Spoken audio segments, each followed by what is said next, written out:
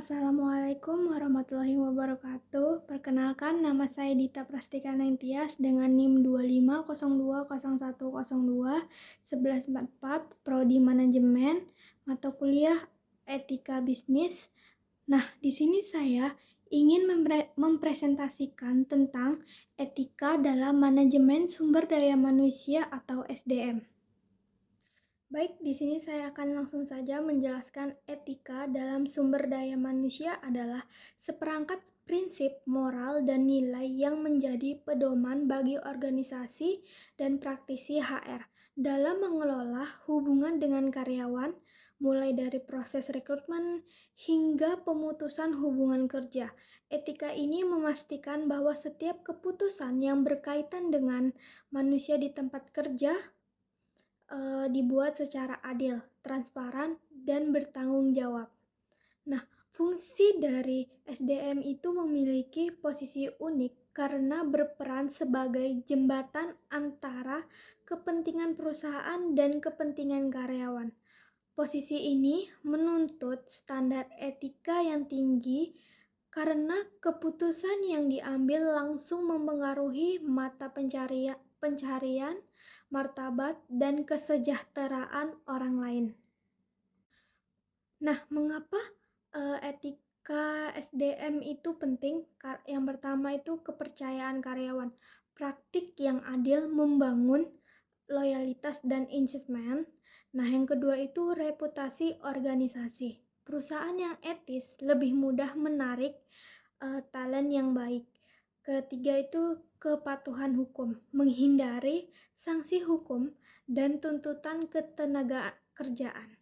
Nah, yang keempat itu ada produktivitas, itu lingkungan kerja yang adil meningkatkan kinerja tim.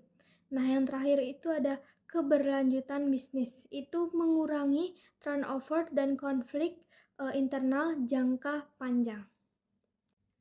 Nah, prinsip-prinsip dasar etika SDM itu pertama keadilan, memperlakukan semua karyawan secara setara tanpa diskriminasi berdasarkan gender, usia, suku, agama, atau kondisi fisik. Kedua, transparansi, keterbukaan dalam kebijakan, proses evaluasi, dan pengambilan keputusan. Ketiga, ada kerahasiaan, itu menjaga data pribadi dan informasi sensitif karyawan. Keempat itu integritas, itu konsisten antara ucapan dan tindakan, menghindari konflik kepentingan. Kelima itu tanggung jawab, itu bertanggung jawab atas dampak keputusan SDM terhadap individu maupun organisasi. Terakhir itu ada penghormatan terhadap martabat manusia, memperlakukan karyawan sebagai manusia bukan sekedar aset produksi. Nah, isu-isu etika dalam berbagai fungsi SDM itu ada 7. Yang pertama ada rekrutmen dan seleksi. Itu di dalamnya menghindari diskriminasi dalam iklan, lowongan kerja, dan proses seleksi. Kejujuran dalam menyampaikan informasi pekerjaan, job description, gaji, dan budaya kerja.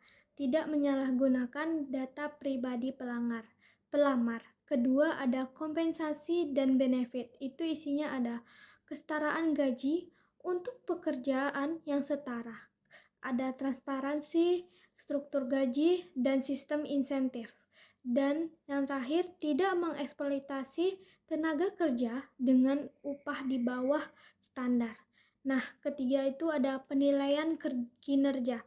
Itu di dalamnya ada objektivitas dan konsistensi kriteria penilaian, menghindari bias personal, dan yang terakhir memberikan umpan balik yang konstruktif dan jujur. Nah, keempat itu ada pelatihan dan pengembangan. Di dalamnya ada kesempatan pengembangan yang merata bagi semua karyawan dan tidak menjadikan pelatihan sebagai alat favoritisme. Yang kelima ada pemutusan hubungan kerja atau PHK yang di dalamnya proses yang adil sesuai prosedur hukum dan manusiawi, pemberian alasan yang jelas, dan hak-hak karyawan yang dipenuhi, menghindari PHK yang didasarkan pada diskriminasi atas balas dendam pribadi. Nah, yang keenam itu ada privasi dan data karyawan. Nah, di dalamnya itu perlindungan data pribadi sesuai regulasi, misalnya UU Perlindungan Data Pribadi, pembatasan akses informasi hanya untuk pihak yang berkepentingan. Dan terakhir ada etika dalam pengawasan karyawan, itu seperti monitoring, email, CCTV, dan lain-lainnya. Dan yang terakhir itu ada kesehatan, keselamatan, dan kesejahteraan, yang di dalamnya menyediakan lingkungan kerja yang aman dan sehat, mencegah dan menangani pelecehan, serta perundungan, dan terakhir ada mendukung keseimbangan kerja dan kehidupan. Dilema etika yang umum dihadapi praktisi HR. Yang pertama ada melindungi kepentingan karyawan, yaitu memenuhi target manajemen. Kedua, menjaga kerahasiaan versus kewajiban melaporkan pelanggaran. Dan yang ketiga ada efisiensi biaya dan kesejahteraan karyawan, misalnya saat restrukturisasi. Dan yang terakhir ada loyalitas terhadap atasan, itu objektivitas dalam evaluasi.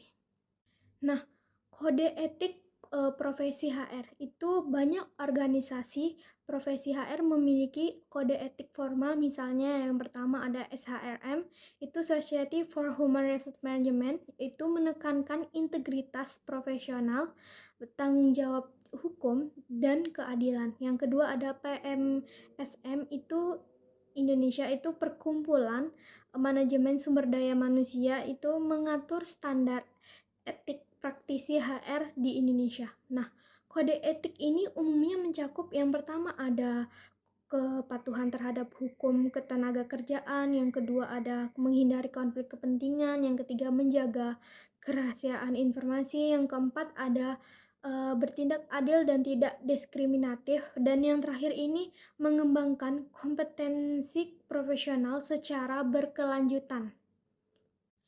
Nah, yang strategi membangun budaya etis dalam SDM itu yang pertama ada menyusun kebijakan dan SOP yang jelas terkait etika kerja. Yang kedua itu membentuk kode etik perusahaan yang disosialisasikan ke seluruh karyawan.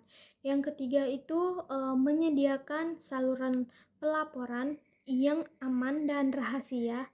Dan keempat itu ada melakukan pelatihan etika secara berkala. Kelima itu menerapkan konsekuensi tegas atas pelanggaran etika tanpa pandang jabatan. Terakhir itu ada kepemimpinan yang menjadi teladan.